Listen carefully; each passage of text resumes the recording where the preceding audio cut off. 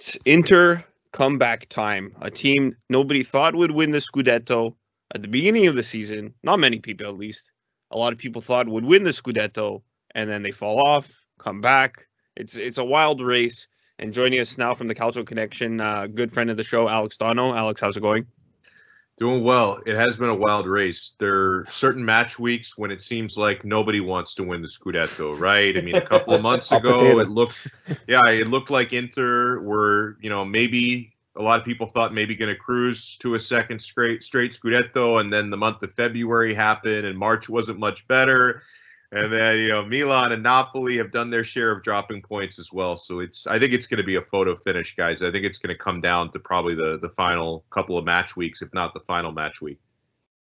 And this weekend, 2-0 win against Verona. Barella and Dzeko scored 8 minutes apart. So it was an early game that was pretty much, it was decided kind of early, and then they kind of sat back. But, what did you make of that game?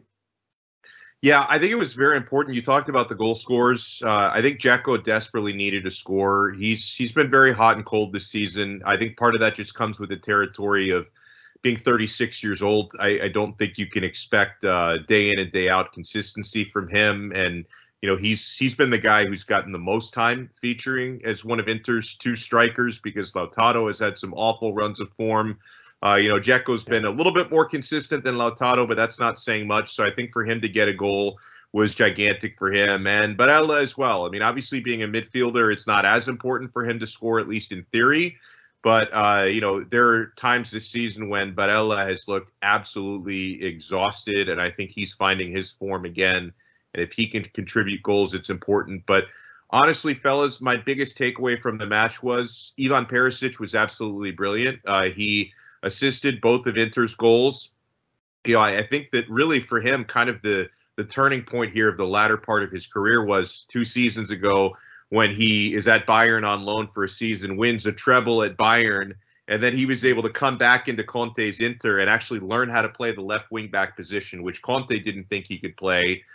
He's actually having, I would argue, an even better season this year under Inzaghi than he had under Conte last year, and he was instrumental in that victory over Verona, and he's been instrumental in a lot of the points that Inter were able to gain. So yeah, it was a good performance. You mentioned, especially in the first half, Inter were on the front foot. They took a little bit of a step back in the second half. Perhaps a couple times were a little bit lucky not to concede, but they were certainly the better team on the pitch in that game. And yeah, to get 3 points when Napoli and Milan both dropped points that weekend, that was gigantic, and it becomes, a 3-team, maybe even a 4-team if Juventus can find a way to get back in it, but it's at least a 3-team Scudetto race again now. And Perisic, I think just, that contract just got signed off this performance alone. I know his contract talks are fluttering around in the Inter world there, but I think I definitely do think he's really I think he was always a decent Serie A player. Now to see him develop into a different type of player in terms of not only an attacker or a winger, kind of playing that multi Swiss Army knife type of role is huge. But any negatives on the game? Don't know, like anything that you saw that is a bit eyebrow raising. De Vrij having a minor injury, but I think he's going to be back for the Coppa Italia. Outside of that, I thought maybe Brozovic was not at his best, but I guess him taking a little bit of a step back allowed Barella and also Hakan Çalhanoğlu, I thought, played very well in that match. So maybe Brozovic not looking as brilliant as usual might have just been because he didn't have to do as much as his counterparts there.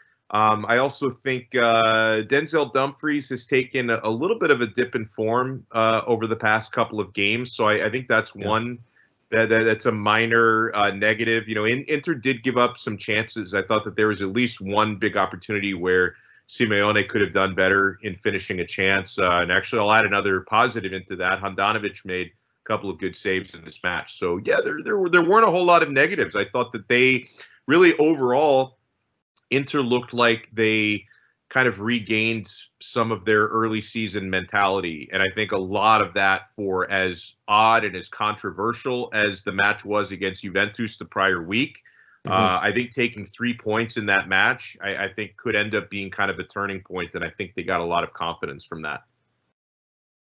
So speaking of the race from before, we mentioned that it is a very close race, but one thing that Inter has over everybody is the game in hand versus Bologna.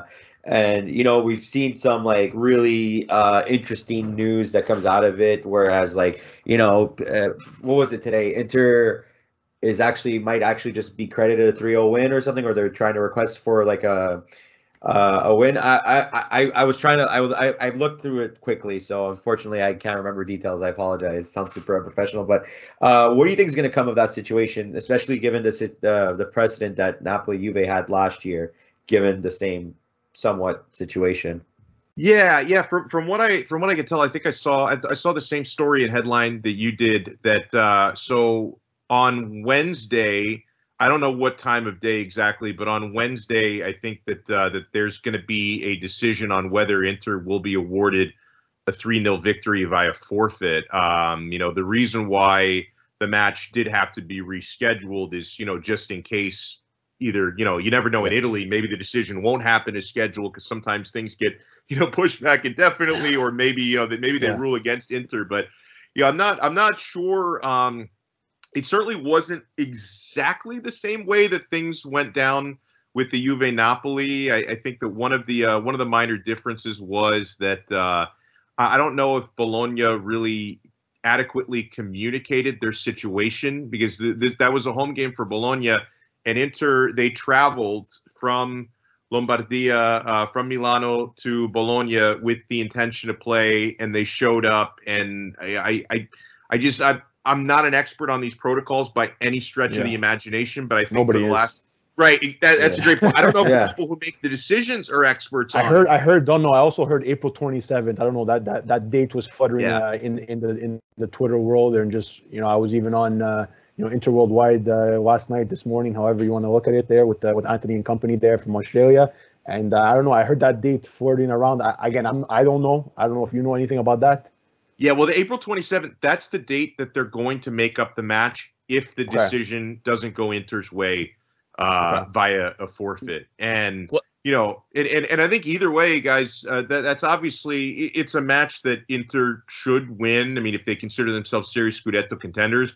I just think that, from Inter's perspective, you'd like to lighten your load a little bit, because, again, they did show up to that match a couple months ago with the intention of playing, and it was called off at the last second. And they do have a busy fixtures list this month, because they also have the second leg of the Coppa Italia semifinal with Milan. So I think from an Inter perspective, they'll play the match if they have to, and they should win the match on the pitch if they have to. I'm sure they would prefer not to play it and get awarded 3 points, because it's a pretty congested list, and that April 27th, if they have to play on that date, that's going to be a midweek match. So it's really going to congest the latter part of this month. So we'll see what happens. I mean, supposedly there's optimism within Inter that they're going to be awarded the forfeit, but we never know how these things are going to go. So I'm going to be watching it with plenty of suspense.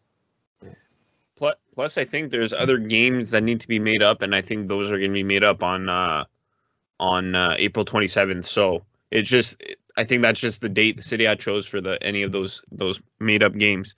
Yeah. I mean, looking at Inter's schedule, let me just pull it up.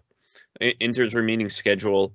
You got, besides the Coppa Italia, you have Spezia this weekend, and then Roma, Bologna, possibly Udinese, Empoli, Cagliari, Sampdoria. So definitely not the hardest schedule. Definitely a lot of the teams at the bottom. I mean, the one big game is Roma. Yes. All the other games, they should be winnable, right? Maybe you could argue Spezia could give them a hard time maybe this weekend, but in reality, maybe Empoli, but in reality, Udinese, Cagliari, Samp, winnable games, definitely. And so, do you think so? It's what, 7 games? Do you think Inter goes 7 out of 7 here? Do you think 5-6 wins? What do you think?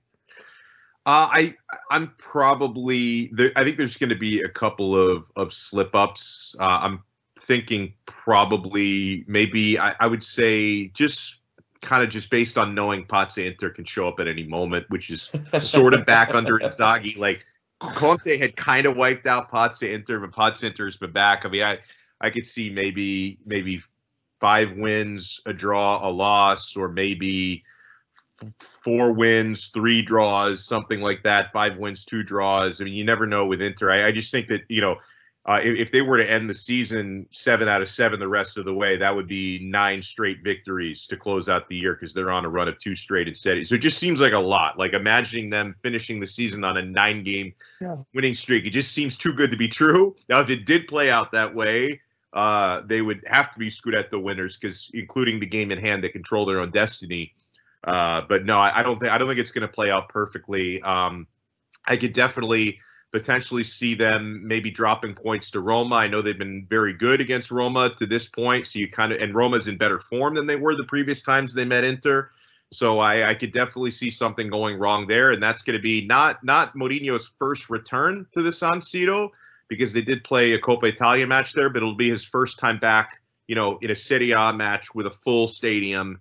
So I would imagine, it's going to be an emotional one for him, and he's going to certainly get some love from the Curva Nord because they're forever in appreciation for his treble-winning season there. So I could see them maybe dropping points in that game. So yeah, but the long story short, the table is certainly set for Inter that they would have no one to blame but themselves. Like if they don't repeat as Scudetto champions, they're not going to have anyone to blame but themselves because they have an easier schedule on paper than Milan and Napoli do the rest of the way. So there's no excuses.